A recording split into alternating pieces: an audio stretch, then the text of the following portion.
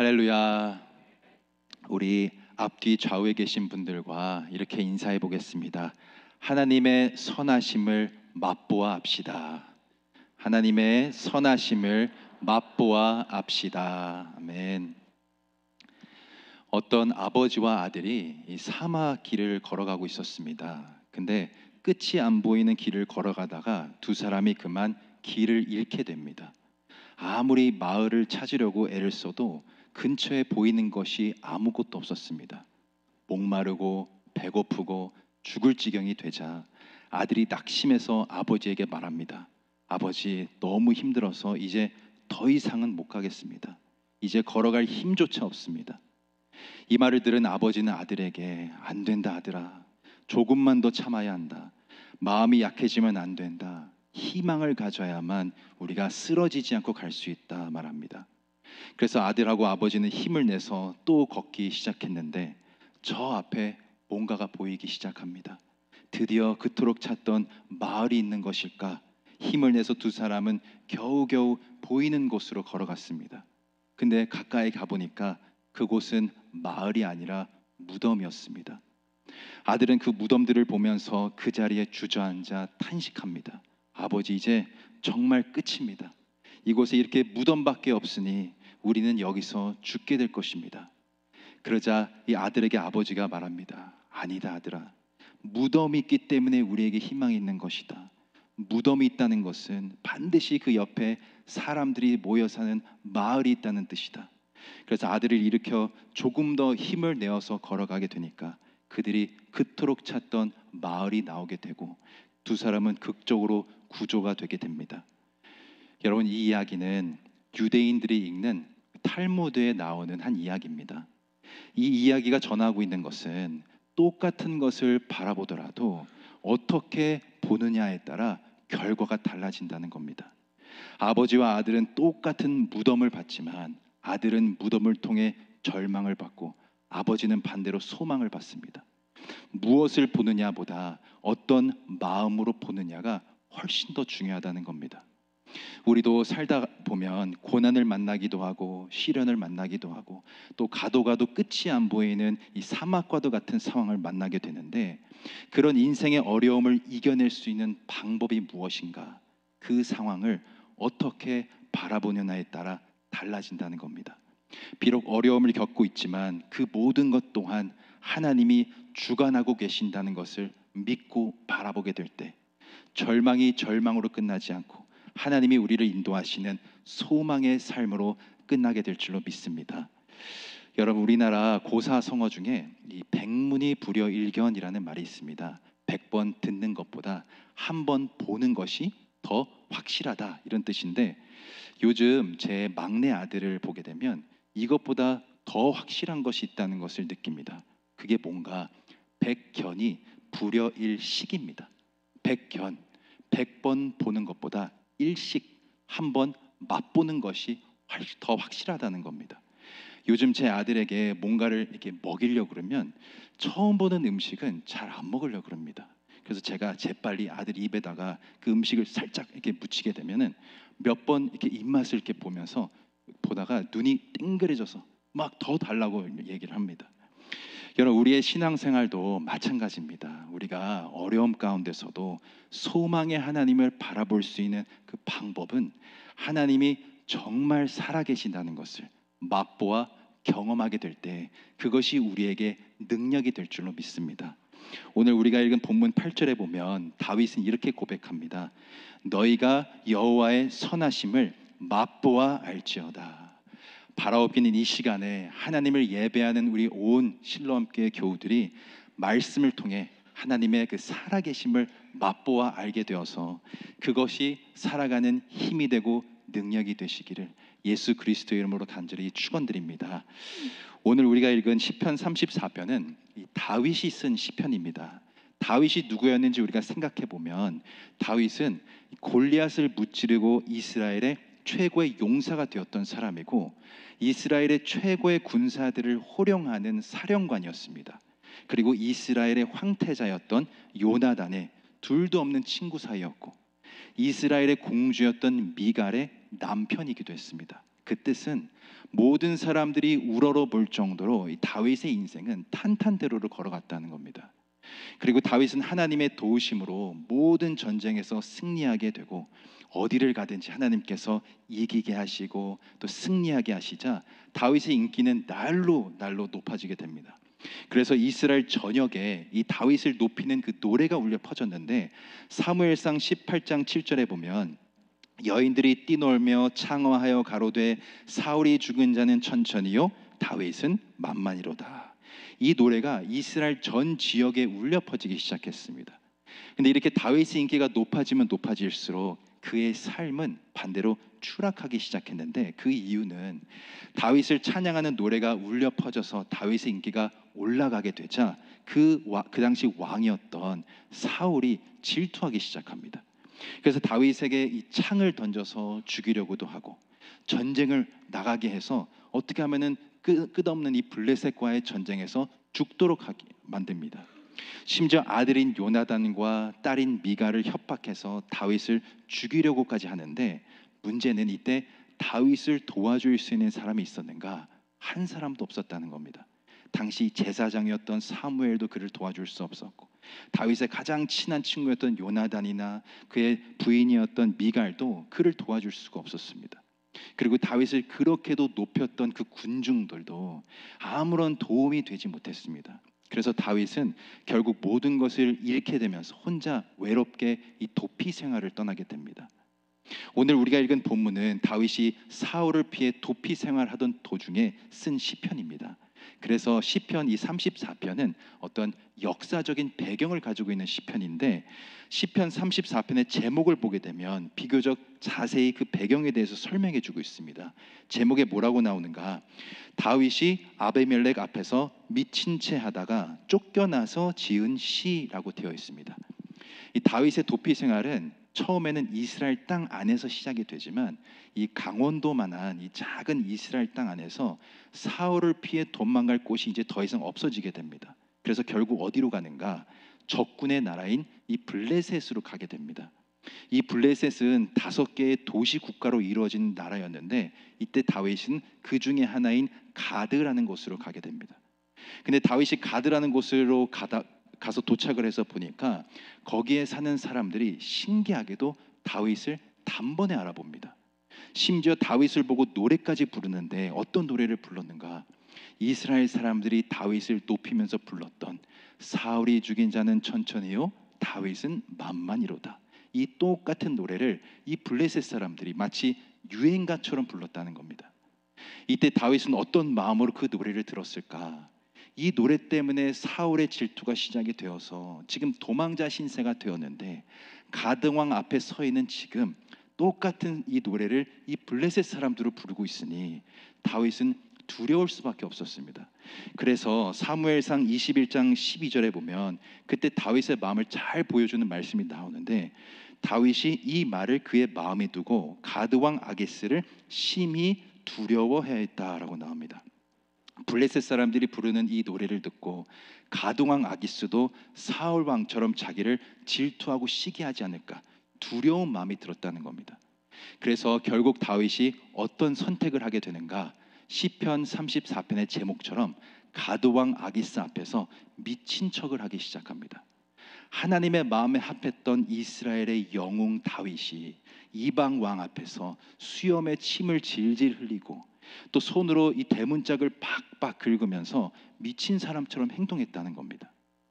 여러분 이 당시에는 미친 사람을 죽이지 않는 문화가 있었습니다. 미친 사람은 죽일 가치도 없는 하찮은 존재로 여겼기 때문에 당시에는 이 상종 자체를 안 했습니다. 그래서 사무엘상 21장에 보면 가드왕 아기스가 미친 척하고 있는 이 다윗을 보고 막 화를 내는 장면이 나옵니다. 21장 14절에 보니까 아기스가 그의 신하들에게 이르되 너희도 보거니와 이 사람이 미치광이로다. 어찌하여 그를 내게로 데려왔느냐? 아기스가 신하들에게 왜 이 사람을 내 앞에 데려왔느냐? 화를 내면서 다윗을 그 자리에서 내쫓아버립니다. 이때 다윗은 그의 인생에 있어서 가장 비참하고 가장 암울한 순간을 경험하게 됩니다. 블레셋 사람들이 다 지켜보는 그 자리에서 미친 사람처럼 행동할 수밖에 없었던 그 순간이 그의 인생에 있어서 가장 어두운 순간이 아니었을까 생각하게 되는데, 여러분, 놀라운 것은 다윗이 이 상황에서 시편을 썼다는 겁니다. 그것이 오늘 우리가 읽은 이 시편 34편입니다. 다윗은 이렇게 어렵고 힘들고 비참한 상황에서도 1절에 보니까 놀라운 고백을 하는데, 내가 여호와를 항상 송축하며 그를 송축함이 내 입에 계속하리로다. 저는 이 말씀을 묵상하는데 이 항상이라는 단어가 너무 은혜가 되었습니다. 인생이 형통하고 잘 풀리고 잘 나갈 때에는 하나님을 찬양하는 게 참 쉽지만, 힘들고 비참하고 고통스러운 상황에서도 항상 하나님을 찬양한다고 고백하고 있습니다. 2절에는 내 영혼이 여호와를 자랑하리니 고백하는데, 여러분, 지금 다윗은 절대로 하나님을 자랑할 수 없는 상황이었습니다. 이 당시 블레셋 사람들도 다윗이 믿는 하나님이 누구인지 잘 알고 있었습니다. 왜냐하면 다윗이 골리앗과 싸울 때도 그랬고 블레셋과 전쟁할 때 항상 하나님의 이름을 선포하면서 나아갔습니다. 그래서 그들이 누구보다도 이 하나님에 대한 존재를 잘 아는데, 이 블레셋 사람들 앞에서 지금까지의 모습하고는 정반대로 가장 비참한 모습을 보이면서 겨우겨우 목숨만 건진 상황이었습니다. 분명히 다윗이 미친 사람 취급받으면서 질질 끌려갈 때 다윗이 믿는 하나님을 비웃고 욕하는 블레셋 사람들도 분명히 있었을 것입니다. 근데 보통 사람들이 이런 일을 겪게 되면 하나님을 원망하거나 불평하거나 하나님께 등을 돌리게 되는데, 다윗은 이런 상황에서도 하나님을 자랑한다고 고백하고 있습니다. 여러분, 저는 오늘 말씀을 묵상하면서 제 안에 질문이 하나 생겼습니다. 어떻게 다윗은 이런 상황에서도 하나님을 찬양할 수 있었을까? 이런 상황에서도 어떻게 하나님을 자랑할 수 있었을까? 근데 오늘 말씀에 보는데 8절이 큰 은혜가 되었습니다. 8절에 보니까 너희는 여호와의 선하심을 맛보아 알지어다. 8절에서 다윗이 고백하는 것처럼 그는 하나님의 선하심을 맛보아 알았던 사람이었습니다. 늘 말씀을 통해 하나님의 살아계심을 경험하고 맛보는 사람이었기 때문에 이렇게 하나님을 항상 찬양할 수 있고 하나님을 항상 자랑할 수 있었던 겁니다. 다윗이 했던 다른 고백들을 보면 이것이 더 확실해지는데, 시편 19편 10절에 보면 금 곧 많은 정금보다 더 사모할 것이며 꿀과 송이꿀보다 더 달도다. 또 시편 119편 103절에 주의 말씀의 맛이 내게 어찌 그리 단지요 내 입의 꿀보다 더 하나이다. 이처럼 다윗은 늘 주의 말씀을 통해 하나님의 그 살아계심을 맛보아 경험하는 사람이었습니다. 사랑하는 성도 여러분, 우리도 다윗처럼 하나님의 말씀을 통해 주님의 살아계심을 정말로 우리가 경험하기를 원한다면 우리의 인생이 항상 하나님의 말씀을 통해 하나님의 살아계심을 맛보아 경험하게 될 줄 믿습니다. 그렇게 될 때 우리도 항상 하나님을 찬양할 수 있는 것이고 하나님을 자랑하는 인생이 되는 것입니다. 어느 성도님이 저에게 이런 고백을 한 적이 있습니다. 매일 하루의 첫 시간을 말씀으로 시작하니까 하나님이 나를 얼마나 사랑하시는지 알게 되고 감사가 아닌 것이 없다고 고백하셨습니다. 여러분, 우리가 하나님의 선하심을 맛보아 알게 되는 그 순간 경험하지 못했던 것들을 우리가 경험하게 되고 우리의 믿음의 깊이가 더욱더 깊어지게 될 줄로 믿습니다. 오늘 말씀에 나오는 다윗은 하나님의 선하심을 맛보아 알았기 때문에 그것이 믿음으로 나타났던 사람이었습니다. 오늘 본문 8절에서 10절까지를 보게 되면 하나님의 선하심을 맛보아 경험했던 다윗이 어떤 믿음의 자세로 살아갔는지 세 가지를 통해 잘 보여주고 있습니다. 첫 번째는 8절 하반절에 나오는데 그에게 피하는 자는 복이 있도다. 말씀을 통해 하나님의 선하심을 맛보았던 다윗은 첫 번째로 늘 하나님께 피하는 인생을 살아갔습니다. 다윗이 이 도피 생활을 막 시작했을 때 가장 먼저 찾아간 곳이 어디였는가? 그곳은 사무엘 선지자가 있는 라마라는 동네였습니다. 근데 그곳은 사울이 있는 곳하고 매우 가까운 곳이었습니다. 인간적인 판단에서 봤을 때 다윗이 이 라마로 가는 것은 매우 어리석어 보이는 일이었습니다.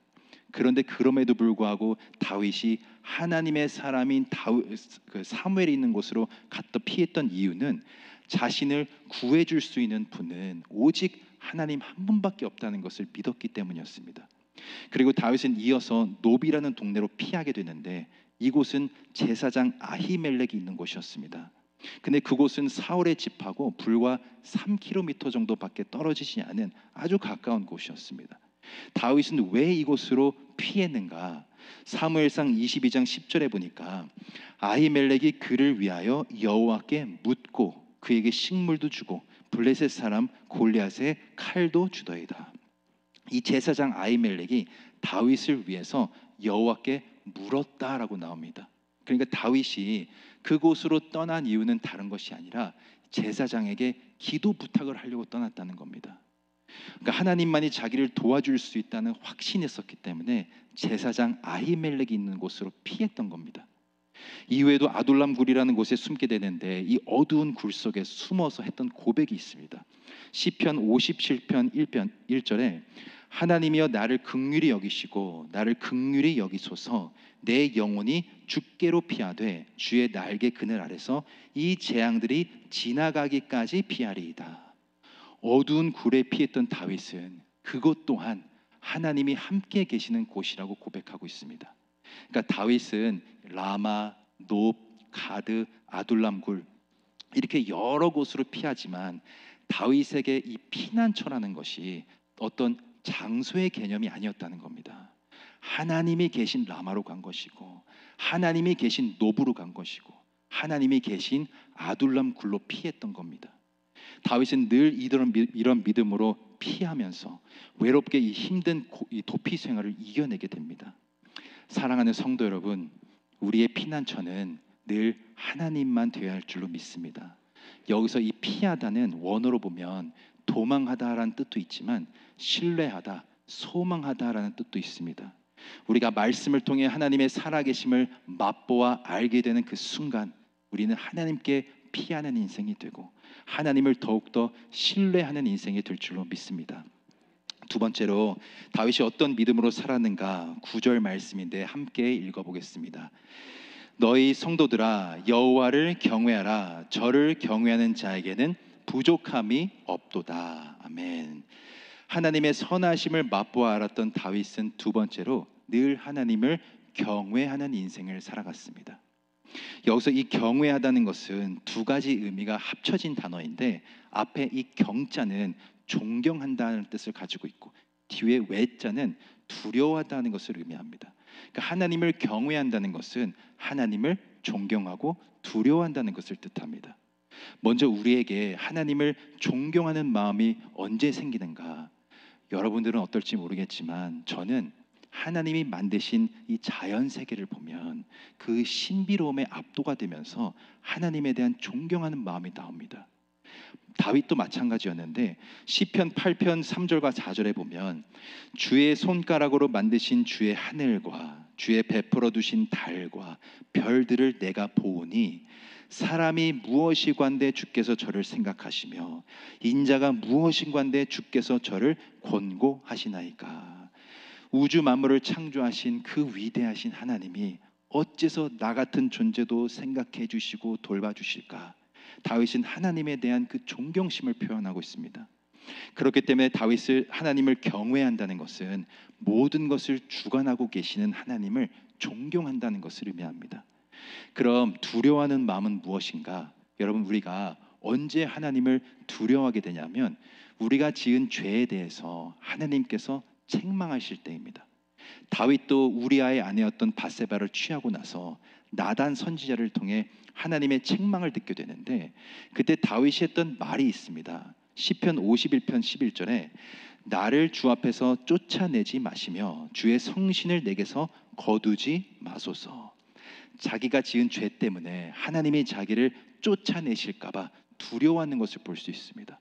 그러니까 하나님이 우리가 지은 죄에 대해서 알고 계신다는 것을 우리가 깨닫게 될 때 하나님을 두려워하게 되는 것입니다. 그렇기 때문에 하나님을 경외한다는 것은 무엇인가? 어떤 마음인가? 우주 만물을 창조하신 하나님이 나의 모든 것을 다 알고 계시고 모든 것을 주관하고 계신다는 그 고백의 마음, 그 마음이 하나님을 경외하는 마음입니다. 다윗이 하나님을 경외할 수 있었던 것은 날마다 말씀을 통해 이것을 경험했기 때문이었습니다. 하나님이 우주 만물을 창조하셨고 지금도 모든 것을 주관하고 계신다는 것을 날마다 말씀을 통해 경험했고, 창조주 하나님이 나의 그 사소한 생각까지도 다 알고 계신다는 것을 말씀을 통해 경험했기 때문에 하나님을 경외하며 살아갈 수 있었습니다. 여러분, 우리도 마찬가지인 줄로 믿습니다. 우리가 하나님의 말씀을 읽다 보면 지금도 모든 것을 주관하고 계시고 운행하고 계시는 하나님을 우리가 경험하게 되고, 또 말씀을 우리가 읽다 보면 하나님이 나의 이 작고 사소한 생각까지도 다 알고 계시는구나, 우리가 경험하게 될 때가 많습니다. 이것을 통해 우리가 하나님을 경험하게 되면 하나님을 경외하며 살아갈 수밖에 없는 인생이 되는 것입니다. 마지막 세 번째로 다윗이 보인 믿음이 무엇인가? 10절 말씀 우리 함께 읽겠습니다. 젊은 사자는 궁핍하여 줄일지라도 여호와를 찾는 자는 모든 좋은 것에 부족함이 없으리로다. 아멘. 하나님의 선하심을 맛보아 알았던 다윗은 세 번째로 늘 하나님을 찾는 인생을 살아갔습니다. 여기서 쓰인 이 찾다라는 단어는 물어보다, 요청하다라는 의미를 가지고 있습니다. 그러니까 다윗은 매 순간순간마다 하나님께 물어보고 요청하면서 항상 하나님을 찾는 인생을 살아갔다는 겁니다. 오늘 본문을 봐도 그것을 알 수 있는데 4절에 보니까 내가 여호와께 구하매 내게 응답하시고 내 모든 두려움에서 나를 건지셨도다. 또 6절에도 이 곤고한 자가 부르짖음에 여호와께서 들으시고 그 모든 환난에서 구원하셨도다. 항상 여호와께 구하고 부르짖었다는 겁니다. 그러니까 다윗이 이 가드왕 아기스 앞에서 미친 척을 하는 그 순간에도 다윗은 무엇을 하고 있었는가? 그 순간에도 하나님을 찾고 있었다는 것이고 하나님께 부르짖고 있었다는 겁니다. 겉모습은 침을 흘리면서 헛소리하는 미친 사람처럼 보였지만 속에서는 하나님을 간절히 찾으면서 부르짖었기 때문에 모든 두려움에서 건져주시는 하나님을 경험하게 되었던 것입니다. 여러분, 10절에 보면 젊은 사자라는 단어가 나옵니다. 젊은 사자가 의미하는 것은 가장 건강한 상태, 그러니까 먹잇감을 사냥할 때 힘이라든지 능력이라든지 기술이라든지 모든 것을 완벽하게 갖추고 있는 상태를 의미합니다. 근데 그런 젊은 사자라도 보니까 궁핍하여 줄일 수 있다라고 말합니다. 그러니까 세상적으로 봤을 때 아무리 힘이 강하고 능력이 있어도 이 세상 권세는 언젠가는 소멸되고 궁핍해질 수밖에 없다는 겁니다. 하지만 세상적으로 봤을 때 아무리 힘이 없고 연약해 보여도 하나님을 찾는 자들에게는 10절 마지막에 보니까 모든 좋은 것에 부족함이 없으리로다 말씀합니다. 여러분, 우리의 인생을 돌아보면 다 내가 한 것 같고 내가 젊은 사자가 되어서 힘있게 살았기 때문에 지금 모든 것을 이룬 것 같지만 절대로 그렇지 않습니다. 하나님이 우리와 함께 하셨기 때문에 지금의 내가 있는 것이고 하나님이 붙들어주고 계시기 때문에 오늘을 내가 살아가고 있는 것입니다. 아무리 우리가 약하고 능력이 없어도 우리의 모든 것을 내려놓고 하나님을 찾는 인생이 될 때 우리의 약함을 들어 강함으로 바꿔주시는 하나님의 그 놀라운 섭리를 우리가 경험하게 되고 여호와는 나의 목자시니 내게 부족함이 없으리로다 고백하는 인생이 될 줄로 믿습니다. 그래서 시편 14편 2절에 보면 이런 말씀이 나오는데 여호와께서 하늘에서 인생을 굽어 살피사 지각이 있어 하나님을 찾는 자가 있는가 보려 하신즉 하나님께서는 하나님을 찾는 자들을 기다리고 계십니다. 우리가 말씀을 통해 하나님의 선하심을 맛보아 경험하게 될 때 더욱더 하나님을 찾는 인생이 될 줄로 믿습니다. 한국 강원도 이 태백시에 가보면 삼수령이라는 곳이 있습니다. 한강, 낙동강, 오십천 이 세 곳으로 흐르는 분수령이 모였다고 해서 삼수령이라고 불리는데 이곳에 비가 내려서 서쪽에 떨어지면 그 빗물이 한강으로 흘러갑니다. 그리고 남쪽으로 떨어지면 그 빗물은 낙동강으로 흐르게 되고, 동쪽으로 떨어지면 그 빗물은 50천으로 흘러가게 됩니다. 같은 하늘에서 떨어지는 빗물이라 할지라도 어디에 떨어지느냐에 따라 그 목적지가 완전히 달라지게 된다는 겁니다. 우리가 말씀을 통해 하나님의 선하심을 맛보아 알게 되는 그 순간, 우리는 하나님께서 인도하시는 새로운 분수령에 우리가 떨어지게 될 줄로 믿습니다. 그리고 말씀을 통해 하나님의 역사하심을 경험하는 순간, 우리의 목적지가 완전히 달라지게 될 줄로 믿습니다. 저희 교회가 이제 돌아오는 수요일부터 새롭게 수요 예배를 드립니다. 여러분, 말씀을 통해 하나님의 선하심을 맛보아 알게 되면 이렇게도 놀라운 변화가 우리에게 찾아오는데, 우리가 예배의 자리에 나와야겠습니까? 나오지 말아야겠습니까? 네, 우리 옆에 분들하고 인사 한번 해보겠습니다. 수요 예배 때 뵙겠습니다. 네, 바라옵기는 우리 실로함교회 모든 성도님들이 말씀을 통해 하나님의 선하심을 맛보아 알게 되면서 늘 하나님께 피하는 인생이 되고, 하나님을 경외하는 인생이 되고, 늘 하나님을 찾는 인생이 될 수 있기를 소망합니다. 그런 은혜가 우리 모든 성도님들의 그런 삶과 가정 가운데 충만히 임하시기를 예수 그리스도 이름으로 간절히 축원드립니다. 이 시간 말씀 생각하면서 찬양하고 기도하겠습니다.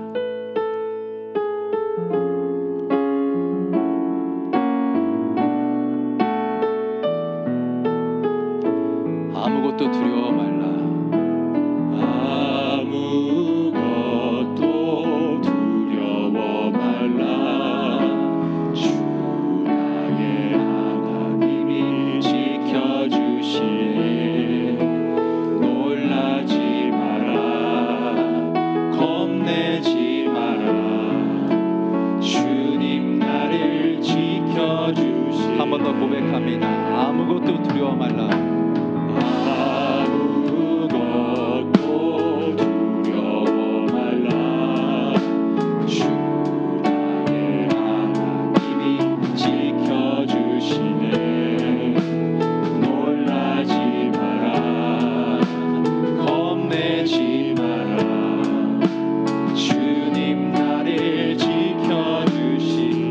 내 마음이 힘에 겨워. 내 마음이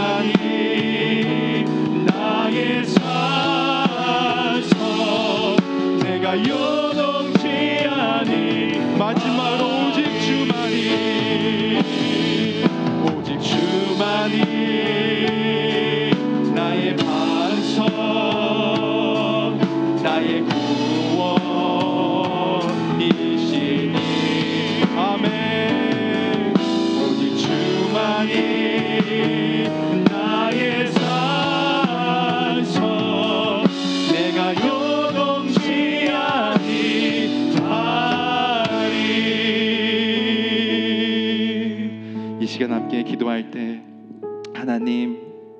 하나님의 말씀을 가까이 하기를 원합니다. 말씀을 통해 하나님의 선하심을 맛보아 알게 되는 저희들 되게 하셔서 오직 주님만이 우리의 반석 되심을 고백하는 인생 되게 하여 주옵소서. 늘 하나님께 피하고 하나님을 경외하고 하나님을 찾는 인생 되기를 원하오니 말씀을 통해 하나님 만나게 하여 주시고 잠잠히 하나님만 소망하게 하여 주옵소서. 주여 한번 부르짖고 간절히 기도하겠습니다. 주여